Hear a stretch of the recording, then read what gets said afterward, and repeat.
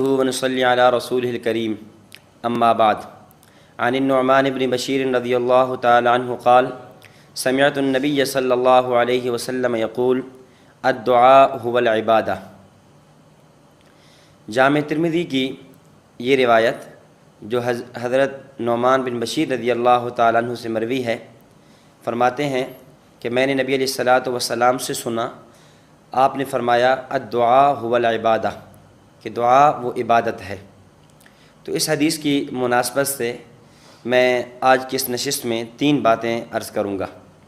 Number 1، دعا کی اہمیت۔ نمبر 2، دعا کے قبول نہ ہونے کے اسباب، دعا کی قبول نہ ہونے کی وجوہات، اور نمبر 3، دعا کی قبولیت کے اوقات۔ جہاں تک پہلی بات ہے دعا کی اہمیت کے حوالے سے، تو سب سے پہلے ہم قرآن کریم میں دیکھتے ہیں کہ دعا کی اہمیت کے بارے میں کیا فرمایا گیا ہے۔ سورۃ المؤمن پارہ نمبر 24 آیت نمبر 60 میں اللہ جل شانہ فرماتے ہیں وقال ربکم ادعونی استجب لکم ان الذین یستکبرون عن عبادتی سیدخلون جہنم داخرین، کہ اللہ رب العزت فرما رہے ہیں کہ ادعونی استجب لکم، کہ تم مجھے پکارو، تم مجھ سے مانگو، دعائیں کرو، استجب لکم، میں تمہاری پکار کو سنوں گا، تمہاری دعا کو قبول کروں گا، تمہاری حاجات کو پورا کروں گا۔ ان الذین یستکبرون عن عبادتی، وہ لوگ جو میری عبادت سے تکبر کرتے ہیں، سیدخلون جہنم داخرین، میں ان کو انتہائی ذلیل و خوار کر کے جہنم میں داخل کروں گا۔ اس آیت مبارکہ میں اللہ جل شانہ نے یہ فرمایا ادعونی استجب لکم، بس تم مجھے پکارو، تم مجھ سے دعا مانگو، تمہاری میں دعا کو قبول کروں گا۔ اور تفسیر مزری میں حضرت قاضی ثناء اللہ پانی پتی صاحب رحمۃ اللہ علیہ فرماتے ہیں کہ اس آیت کے سیاق و سباق سے بات معلوم ہوئی کہ یستکبرون عن عبادتی، کہ جو لوگ عبادت سے تکبر کرتے ہیں، مطلب دعا سے تکبر کرتے ہیں، یعنی جو اللہ تعالیٰ سے مانگتے نہیں ہیں، ان کے بارے میں یہ وعید ہے کہ میں ان کو جہنم میں بھیجوں گا۔ انسان اندازہ کرے اللہ جل شانہ کی رحمت کریمی پہ کہ اللہ رب العزت کیسی رحیم ذات ہے کہ اللہ رب العزت سے مانگیں تو خوش ہو جاتے ہیں اور اللہ تعالیٰ سے نہ مانگیں تو اس پہ ناراض ہو جاتے ہیں۔ دنیا کے بادشاہوں سے ضابطہ بالکل برعکس اور خلاف ہے کہ دنیا کے بادشاہ سے مانگیں تو وہ ناراض ہو جاتا ہے، پریشان ہوتا ہے، اور نہ مانگیں تو خوش ہوتے ہیں۔ لیکن اللہ جل شانہ کی ذات ایسی رحیم اور غفور ہے کہ اللہ تعالیٰ سے مانگیں تو خوش ہوتے ہیں، نہ مانگیں تو اللہ جل شانہ ناراض ہوتے ہیں۔ تو اس سے معلوم یہ ہوا کہ انسان کو اللہ جل شانہ سے مانگتے رہنا چاہیے، اپنی حاجات کو، اپنی ضروریات کو اللہ کے سامنے رکھتے رہنا چاہیے۔ اور ظاہر ہے اللہ رب العزت ہی وہ ذات ہے کہ جس سے مانگا جا سکتا ہے، اسی کے خزانے اور اسی کی بادشاہت، اسی کی قدرت اور سب کچھ اسی کی ملک میں ہے، تو اسی سے مانگنا چاہیے۔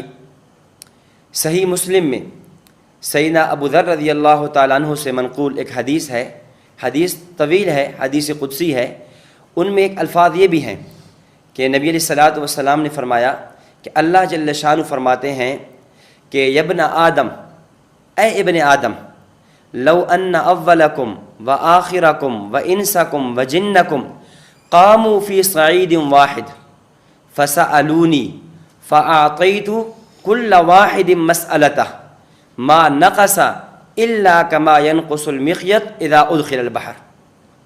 اے انسان، اے ابن آدم، اگر تمہارے اولین، آخرین، تمام انسان، تمام جنات جمع ہو جائیں، قاموا فی صعید واحد، ایک بہت بڑے میدان میں جمع ہو جائیں، فسألونی، اور یہ سارے کے سارے لوگ مجھ سے اپنی حاجات مانگے، مجھ سے دعائیں مانگے، فأعطیت کل واحد مسألتہ، اور ہر بندے کو جو اس نے مانگا ہے، جو اس کی ضرورت ہے، جو اس کی حاجت ہے، وہ میں پوری بھی کر دوں۔ ما نقص الا کما ينقص المخیط اذا ادخل البحر، تو میرے خزانے میں اتنی کمی بھی نہیں آئے گی جتنی کہ سوئی کو سمندر میں ڈبویا جائے اور پھر نکالا جائے تو سوئی کے ناکے میں جو تھوڑا سا پانی لگتا ہے تو سمندر میں کچھ نہ کچھ کمی آ جاتی ہے، لیکن میرے خزانے میں اتنی رتی بھر اس چھوٹی مقدار میں بھی کمی نہیں آئے گی۔ اتنی بڑی ذات، اسی سے انسان کو چاہیے اپنی حاجات ضروریات کو اسی کے سامنے رکھے اور اللہ جل شانہ سے مانگتا رہے۔ صحیح بخاری میں حضرت سیدنا ابو ہریرہ رضی اللہ تعالیٰ عنہ سے روایت ہے کہ نبی علیہ الصلوۃ والسلام نے فرمایا لیس شیء اکرم علی اللہ تعالی من الدعاء، اللہ رب العزت کے نزدیک دعا سے بڑھ کے معزز اور اکرم عمل نہیں ہے۔ اللہ سے مانگنا یہ اتنا بڑا عمل ہے کہ حضرت نبی علیہ الصلوۃ والسلام نے فرمایا اس سے بڑا عمل اللہ جل شانہ کے آگے کوئی نہیں ہے۔ تو اس سے اندازہ ہوتا ہے کہ دعا کی کتنی اہمیت ہے قرآن کریم اور احادیث کی روشنی میں۔ اس لیے ہمیں دعاؤں کا بہت زیادہ اہتمام کرنا چاہیے۔ عام طور پہ ایک شبہ یہ پیش ہوتا ہے کہ ہم دعا تو مانگتے ہیں لیکن دعائیں قبول نہیں ہوتی، پھر مانگنے کا فائدہ کیا؟ یہ ایک شیطانی وسوسہ ہوتا ہے جو عام طور پہ شیطان ہمارے دلوں میں ڈالتا ہے کہ ہم دعا کیوں مانگیں، دعا تو قبول نہیں ہوتی۔ تو یاد رکھیں، انسان اللہ جل شانہ سے جو دعا مانگتا ہے اللہ دعا قبول فرماتے ہیں۔ یہ نہیں ہے کہ انسان کی دعا مردود ہو جائے، مقبول نہ ہو، رد ہو جائے، یہ نہیں ہے۔ البتہ قبولیت کے درجات مختلف ہیں، قبولیت کا انداز مختلف ہے۔ مفسرین نے لکھا ہے کہ دعا کی قبولیت کے 3 درجات ہیں۔ نمبر 1، یا تو انسان اللہ سے جو مانگتا ہے اللہ جل شانہ بعین ہی وہی چیز اسے عطا فرما دیتے ہیں، یہ درجہ ہے۔ نمبر 2، اگر ایسا نہ ہو کہ انسان نے دعا مانگی، جو حاجت مانگی تھی وہ تو نہیں ملی، تو پھر دوسرا درجہ یہ ہے کہ انسان کے تقدیر میں جو مصائب، بلیات، آفات، مشکلات، مصیبتیں لکھی ہوئی تھی، اللہ جل شانہ اس دعا کی برکت سے ان مصائب اور ان آفات کو ختم فرما دیتے ہیں۔ نمبر 3، اگر یہ بھی نہ ہو تو پھر اللہ جل شانہ اس دعا پہ اس حد تک اجر و ثواب عطا فرمائیں گے کہ قیامت کے دن جب آدمی کو یہ اجر اور ثواب ملے گا، اس وقت انسان یہ حسرت اور تمنا کرے گا کہ اے کاش دنیا میں میری کوئی دعا بھی قبول نہ ہوتی اور ان تمام دعاؤں کا بدلہ، اجر اور ثواب آج مجھے قیامت کے دن دے دیا جاتا۔ تو اس سے معلوم یہ ہوا انسان کی کوئی دعا ضائع نہیں جاتی، انسان کی دعا قبول ہوتی ہے، بس یہ انسان کے ذمے ہے کہ وہ اللہ رب العزت سے مانگتا رہے، اللہ جل شانہ اس کی دعا کو رد نہیں فرماتے۔ حکیم الامہ مجدد الملہ حضرت الشاہ مولانا محمد اشرف علی تھانوی رحمۃ اللہ علیہ کے مواعظ میں بہت عجیب بات لکھی ہے۔ اللہ رب العزت نے حضرت کی زبان پہ ایسے مواعظ اور دروس جاری فرمائے تھے کہ بندہ عش عش کر اٹھتا ہے۔ حضرت تھانوی رحمۃ اللہ علیہ دعا کی قبولیت کے بارے میں فرماتے ہیں کہ دیکھیں اللہ رب العزت مسلمان کی دعا کو قبول کیوں نہیں فرمائے گا، جبکہ اس ذات باری تعالیٰ نے جب فرشتوں کو حکم دیا کہ اسجدوا لآدم، کہ آدم علیہ السلام کو سجدہ کرو، فسجد الملائکہ، تمام ملائکہ سجدے میں چلے گئے الا ابلیس، مگر ابلیس انکار کر گیا۔ ابلیس سے پوچھا گیا ما منعک ان تسجد، تجھے کس چیز نے روک دیا سجدہ کرنے سے؟ میں نے حکم دیا ہے سجدے کا اور تو سجدہ نہیں کر رہا۔ تو ابلیس کہنے لگا خلقتنی من نار وخلقتہ من طین، کہ اے اللہ تو نے مجھے آگ سے پیدا کیا اور اس آدم کو مٹی سے پیدا کیا، تو میں جو آگ سے پیدا شدہ ہوں میں اس مٹی والے کے سامنے کیسے جھک جاؤں؟ اس وقت تو اللہ جل شانہ نے بطور صدا کے فرمایا فخرج، نکل جا، تو میری جنت سے نکل جا، تو مردود ہے، دھتکارا ہوا ہے۔ اس موقع پہ شیطان نے دعا مانگی، شیطان نے کہا فانظرنی الی یوم یبعثون، اے اللہ مجھے قیامت کے دن تک مہلت دے دے۔ اللہ جل شانہ نے اسی وقت اس کی دعا کو قبول فرمایا اور فرمایا انک من المنظرین، بس تجھے قیامت کے دن تک مہلت دے دی گئی ہے۔ حکیم الامہ حضرت تھانوی رحمۃ اللہ علیہ فرماتے ہیں کہ دیکھیں اللہ رب العزت عین غصے میں ہے، عین غضب میں ہے کہ شیطان اللہ کی نافرمانی کر رہا ہے، اللہ کے حکم کو نہیں مان رہا۔ عین غصے کی حالت میں بھی شیطان جب اللہ کا نافرمان ہو چکا ہے، اللہ کی بات نہیں مان رہا اور اللہ اس پہ ناراض ہو چکے ہیں، اس وقت بھی شیطان نے دعا مانگی اور اللہ رب العزت نے قبول کر لی ہے۔ وہ کافر ہے اور عین جلال کی حالت میں، اللہ جلال میں ہے اور نافرمانی میں ہے شیطان، اور اللہ تعالیٰ اس کی دعا کو قبول کرتے ہیں۔ تو مسلمان جو عبادت میں اللہ رب العزت کی رحمت کو متوجہ کرتے ہوئے اللہ تعالیٰ کی رحمت کو اللہ تعالیٰ کی رحمت کو سامنے رکھتے ہوئے دعا مانگے گا تو اللہ تعالیٰ اس کی دعا کو کیسے قبول نہیں فرمائیں گے؟ اس لیے اللہ جل شانہ دعاؤں کو قبول فرماتے ہیں۔ البتہ کتب احادیث میں دیکھیں تو بعض چیزیں ایسی ہیں جو دعا کی قبولیت سے روکنے والی ہیں، جن سے دعاؤں کی قبولیت نہیں ہوتی۔ جیسے نمبر 1، حلال مال کو چھوڑ کر حرام مال کھانا، اکل حرام، حرام مال کا کھانا، یہ وہ چیز ہے جو انسان کی دعاؤں کو قبول نہیں ہونے دیتی۔ صحیح مسلم میں روایت موجود ہے، سیدنا ابو ہریرہ رضی اللہ تعالیٰ عنہ سے مروی ہے کہ نبی علیہ الصلوۃ والسلام نے فرمایا کہ ان اللہ تعالیٰ طیب، کہ اللہ تعالیٰ پاک ہیں، لا یقبل الا طیبہ، اور اللہ تعالیٰ پاکیزہ مال ہی قبول فرماتے ہیں۔ وَإِنَّ اللَّهَ تَعَالَى أَمَرَ الْمُؤْمِنِينَ بِمَا أَمَرَ بِهِ الْمُرْسَلِينَ، اللہ تعالیٰ نے مؤمنین کو بھی اسی چیز کا حکم دیا، وہی کھانے کا حکم دیا جو اپنے انبیاء علیہ الصلاۃ والسلام کے کھانے کا حکم تھا، اور وہ کیا تھا؟ وہ رزق حلال، یا ایھا الرسل کلوا من الطیبات واعملوا صالحا، اے انبیاء کی جماعت پاکیزہ رزق کھاؤ، اور یہی حکم ایمان والوں کے لیے ہے کہ یا ایھا الذین آمنوا کلوا من الطیبات، اے ایمان والو پاکیزہ مال کھاؤ۔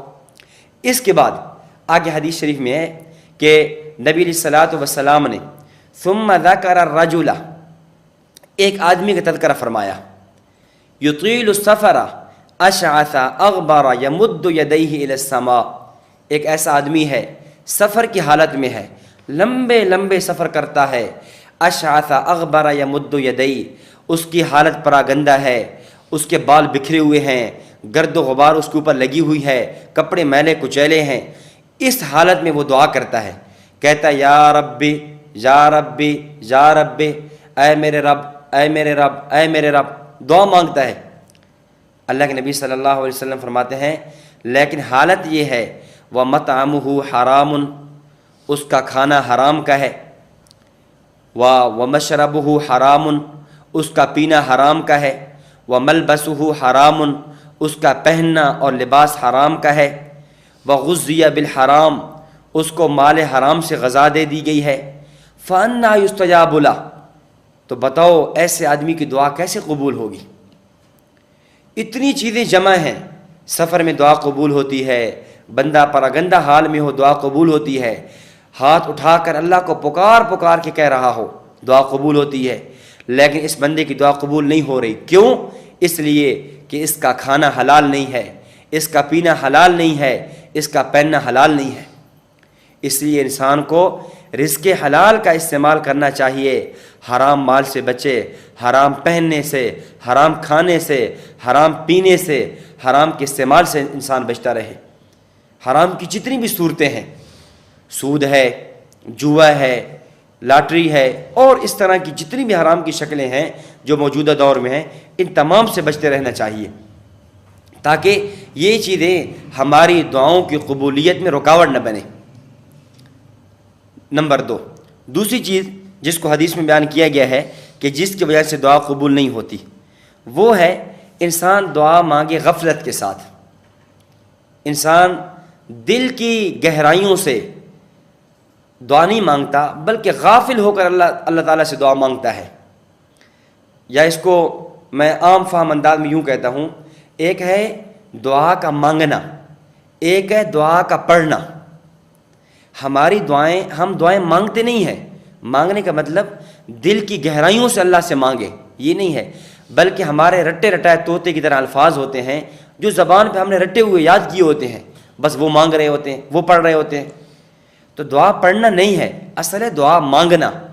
دل متوجہ ہو اللہ کے سامنے، اللہ رب العزت کی کبریائی، اللہ کی بڑائی، اللہ کی عظمت، اللہ کا جلال، اللہ کی رحمت، یہ چیزیں سامنے ہوں، اور پھر اللہ رب العزت کو پکارا جائے، پھر اللہ سے دعا مانگی جائے.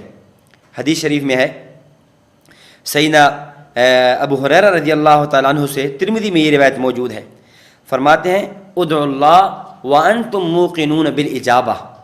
اللہ تعالیٰ سے دعا مانگو، لیکن دعا کیسے مانگو؟ اس دعا کی قبولیت کا یقین رکھتے ہوئے، یہ تصور کرتے ہوئے، یہ تخیل کرتے ہوئے کہ میری یہ دعا رد نہیں ہوگی، میری یہ دعا قبول ہوگی انشاءاللہ. اور آگے فرمایا وَاعْلَمُوا أَنَّ اللَّهَ تَعَالَى لَا يَسْتَجِيبُ دُعَاءً مِّن قَلْبٍ غَافِلٍ لَاهٍ. یاد رکھو اللہ تعالیٰ ایسے آدمی کی دعا قبول نہیں کرتا جو دل کی غفلت سے مانگی جائے، دل متوجہ نہ ہو، دل اللہ کے سامنے حاضر نہ ہو، اور یوں غافل دل کی دعا کو اللہ جل شانہ قبول نہیں فرماتے. اس لیے دعا کے قبول نہ ہونے کی ایک وجہ یہ بھی ہے کہ انسان غافل ہو کر دعا کرے. تو یہ چند چیزیں ہیں جن سے انسان کی دعائیں قبول نہیں ہوتی. اس طرح حدیث میں آتا ہے کہ انسان کی ہر دعا قبول ہوتی ہے بشرطے کہ وہ قطع رحمی کی دعا نہ کرے. یعنی اگر انسان قطع رحمی کی دعا مانگے گا، دعا کرے گا، اس دعا کو بھی اللہ جل شانہ قبول نہیں فرمائیں گے. تو اس لیے ایسی چیزوں کی دعا مانگی جائے جو قبولیت کا ذریعہ ہیں، اور ایسے اسباب اور ایسے طرق اختیار نہ کیے جائیں جن سے دعائیں مردود ہوتی ہیں. اور تیسری چیز ہے دعا کی قبولیت کے اوقات، کہ کن کن اوقات میں اللہ جل شانہ دعاؤں کو قبول فرماتے ہیں. اللہ رب العزت تو غفور الرحیم ہیں، جب چاہیں انسان کی دعا کو قبول فرما دیں. لیکن احادیث میں نبی علیہ الصلاۃ والسلام نے بعض ایسے اوقات بیان فرما دیے کہ جن اوقات میں مانگی جانے والی دعائیں بطور خاص اللہ رب العزت قبول فرماتے ہیں. ان میں سے ایک وقت ہے تہجد کا، صبح سحری کا، تہجد کے وقت کا. وہ دعا اللہ جل شانہ کے ہاں بڑی قابل قبول ہوتی ہے. صحیح بخاری میں حضرت ابو ہریرہ رضی اللہ تعالیٰ عنہ سے یہ روایت منقول ہے کہ فرماتے ہیں کہ ینزل ربنا تبارک و تعالی کل لیلۃ الی سماء الدنیا حین یبقى ثلث اللیل الآخر. ہر روز جب رات کا آخری تہائی ہوتی ہے، اللہ جل شانہ اپنے شایان و شان نزول فرماتے ہیں آسمان دنیا پہ، اور یہ اعلان فرماتے ہیں کہ من یدعونی فاستجیب لہ. ہے کوئی مجھ سے دعا مانگنے والا، ہے کوئی پکارنے والا، اپنی حاجات و ضروریات کو میرے سامنے رکھنے والا، کہ فاستجیب لہ، کہ میں اس کی حاجت کو، اس کی ضرورت کو پورا کروں.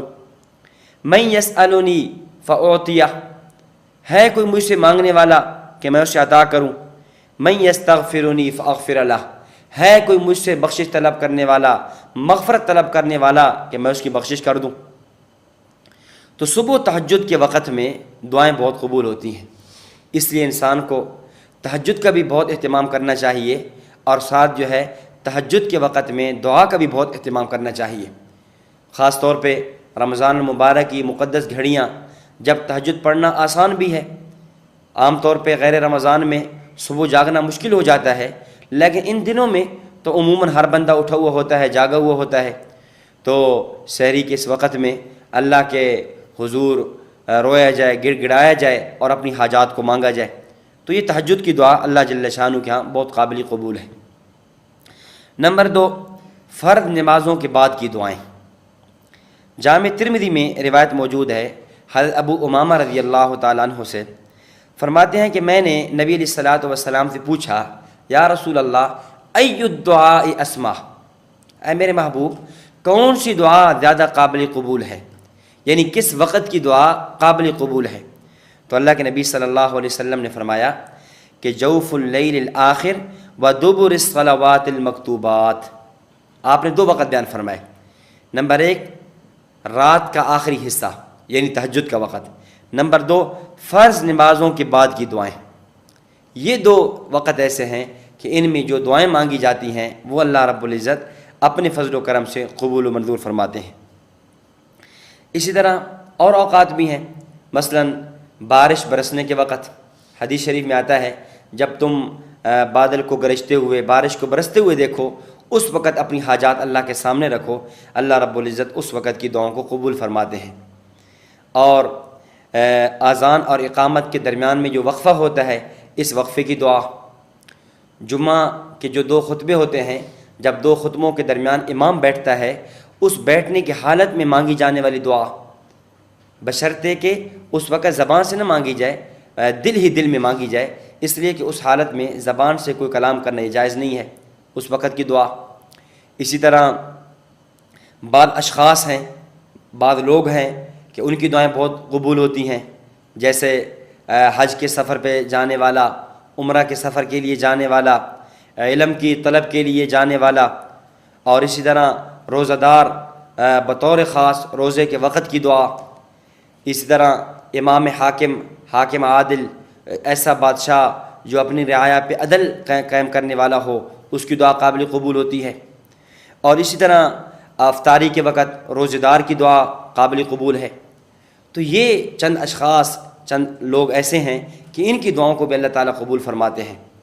اسی طرح مظلوم کی دعا، حدیث شریف میں آتا ہے اتقی دعوت المظلوم فإن لیس بینہ وبین اللہ حجاب، کہ مظلوم کی بد دعا سے بچو، مظلوم کی بد دعا سے بچنا چاہیے، اس لیے کہ اللہ اور اس کے درمیان کوئی حجاب نہیں ہے، کوئی رکاوٹ اور کوئی پردے نہیں ہیں، اللہ فوراً اس کی دعا کو سن لیتے ہیں۔ تو یہ دعاؤں کے اوقات ہیں، ان کا بھی اہتمام کرنا چاہیے اور ان میں اللہ جل شانہ سے مانگتے رہنا چاہیے۔ تو میں نے 3 باتیں آپ کے سامنے عرض کی ہیں۔ نمبر 1 دعا کی اہمیت کتنی ہے کہ انسان کو اللہ رب العزت سے مانگنا کس حد تک ضروری ہے اور اللہ سے مانگنا چاہیے۔ نمبر 2 ہماری دعائیں جو قبول نہیں ہوتی ان کی بنیاد کیا ہے، حرام مال کھانا، غفلت کی دعا مانگنا، صلہ رحمی کی دعا مانگنا، دعا کے آداب سے ناواقف ہونا، یہ ہے۔ اور نمبر 3 دعاؤں کے جو اہم اور خاص اوقات ہیں، ان اوقات کے اندر بھی دعائیں زیادہ قبول ہوتی ہیں۔ اور مزید اس پہ اگر آپ نے دیکھنا ہو تو ہمارے استاد محترم شیخ طریقت متکلم اسلام مولانا محمد الیاس گھمن صاحب حافظہ اللہ کی کتاب ہے جس کا نام ہے اللہ سے مانگیے۔ اس کتاب میں حضرت استاد جی دامت برکاتہم نے بڑی تفصیل کے ساتھ ان چیزوں کو بیان فرما دیا ہے کہ اللہ سے کیسے مانگیں، دعا کی قبولیت اوقات کیا ہیں، کن بنیادوں پہ دعائیں رد ہو جاتی ہیں، کن بنیادوں پہ دعائیں قبول ہوتی ہیں، اور کن کن لوگوں کی قبول ہوتی ہیں، یہ چیزیں حضرت نے تفصیل سے بیان فرما دی ہیں۔ تو اللہ جل شانہ سے دعا ہے کہ اللہ جل شانہ اپنی ذات کے آگے جھکنے کی اور اپنے ہی سے مانگنے کی توفیق عطا فرمائے۔ وآخر دعوانا